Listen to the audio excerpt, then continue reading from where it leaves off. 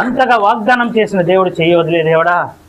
వదలడు. ఆ రోజు ఇంకా నేను లాస్ట్ తీర్మానం చేసుకున్నది, నేను కష్టపడలేదు అనమాట. ఆ ముందు వదలడానికి కోసం కష్టపడలేదు నేను. ఆ రోజు పొద్దున నిర్ణయం తీసుకున్నా. ఆ రోజు రాత్రి నాకు ఆ దర్శనం కలిగింది. పొద్దున నిర్ణయం తీసుకున్నా. ఆ రోజు నుంచి టోటల్గా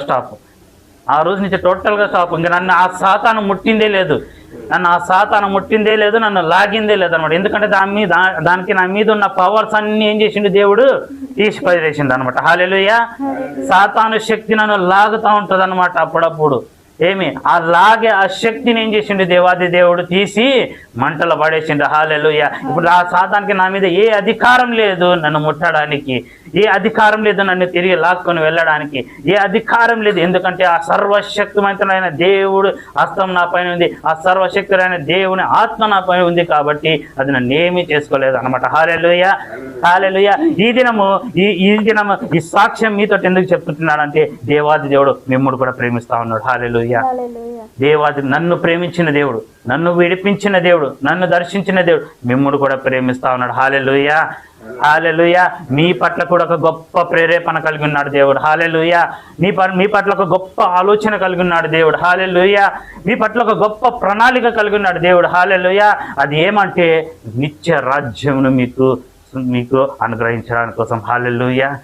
నిత్య రాజ్యం మీకు అనుగ్రహించడానికి కోసం. నిత్య రాజ్యం కావాలంటే ముందుగా మనకేం తెలియాలి? నిత్య రాజ్యం కావాలంటే మనం ఏం చేయాలంటే ముందుగా దేవుణ్ణి తెలుసుకోవాలి. హల్లెలూయా. ఆయన శక్తిని తెలుసుకోవాలి, ఆయన ప్రేమని తెలుసుకోవాలి. ఆ ప్రేమ నన్ను ఎట్లా పట్టుకున్నదంటే, ఇప్పుడు నేను ఆయన కోసం మాట్లాడకుండా ఉండలేను. హల్లెలూయా.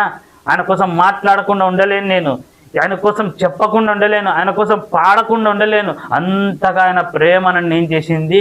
పట్టుకొని ఉంది అన్నమాట. ఆ ప్రేమ మనల్ని ఏం చేస్తుంది? పరలోక రాజ్యానికి, నిత్య రాజ్యానికి తీసుకొని వెళ్ళే ప్రేమ అది. హల్లెలూయా. ఆయన మిమ్మల్ని నిత్య రాజ్యానికి చేర్చాలని, ఆయన మిమ్మల్ని పరలోక రాజ్యానికి చేర్చాలని, ఆయన మిమ్మల్ని నా దగ్గరికి చేర్చాలన్న ఆలోచనతో ఉన్నాడు. కాబట్టి ఈ దినం ఈ సాక్ష్యం మీకు వినిపిస్తా ఉన్నాడు దేవాది దేవుడు. హల్లెలూయా.